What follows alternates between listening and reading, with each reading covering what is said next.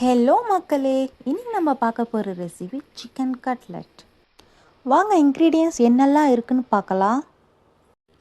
வெங்காயம் 150 கிராம், பூண்டு 8 பல்லு, தேங்காய் அரை கப், கொத்தமல்லி ஒரு கைப்பிடி அளவு, பொட்டுக்கடலை 100 கிராம், உப்பு தேவையான அளவு, மஞ்சள் அரை டீஸ்பூன், போன்லெஸ் சிக்கன் 250 கிராம், மிளகாய்த்தூள் 2 டீஸ்பூன், 3 ஏலக்காய், 7 கிராம்பு, 3 பட்டை. வதக்க தேவையான பொருட்களை வாங்க பார்க்கலாம். வதக்க நான் கடாய் எடுத்திருக்கேன். போன்லெஸ் சிக்கன், வெங்காயம், கொத்தமல்லி, பூண்டு, தேங்காய், மஞ்சள் பொடி, மிளகாய் பொடி,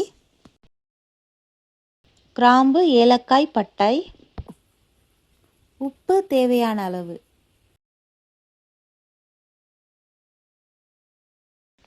இப்போ ஜாரில் பொட்டுக்கடலையை சேர்த்துக்கலாம். நல்லா நைஸாக அரைச்சிக்கோங்க.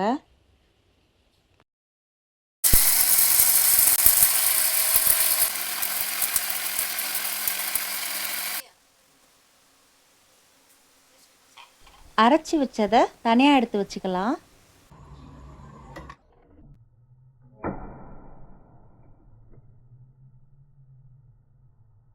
முன்னாடி சேர்த்த எல்லா பொருட்களும் இப்போ நம்ம வதக்கி எடுத்துக்கலாம்.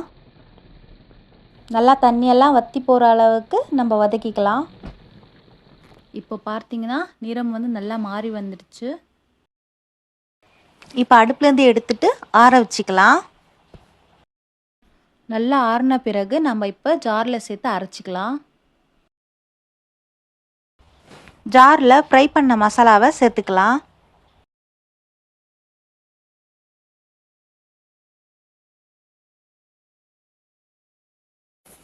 தண்ணி ஊற்றாமல் அரைச்சி எடுத்துக்கோங்க.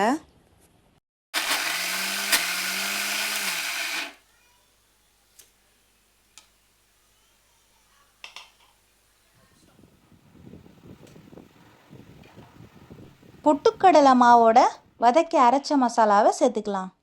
சப்பாத்தி மாவு பதம் வர அளவுக்கு கலந்து விட்டுக்கோங்க. கட்லெட் மசாலாவை 2 or 3 days ஃப்ரிட்ஜில் ஸ்டோர் பண்ணி வச்சு கூட சாப்பிடலாம். தவால எண்ணெய் ஊற்றிக்கோங்க. இந்த மாதிரி கையாலேயே தட்டி தட்டி போட்டுட்டே வாங்க.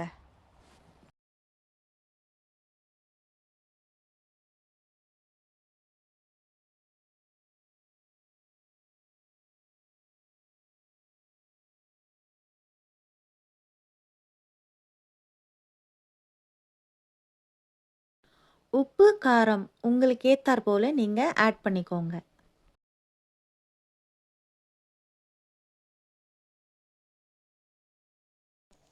முன்னாடியும் பின்னாடியும் வடை நல்லா பொன்னிறமாக வர வரைக்கும் வறுத்தெடுத்துக்கலாம்.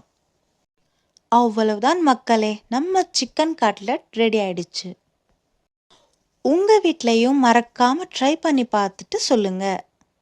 சப்ஸ்கிரைப் பண்ண மறந்துடாதீங்க மக்களே. இன்னொரு நல்ல ரெசிபியோட அடுத்த வீடியோவில் சந்திக்கலாம். நன்றி, வணக்கம்.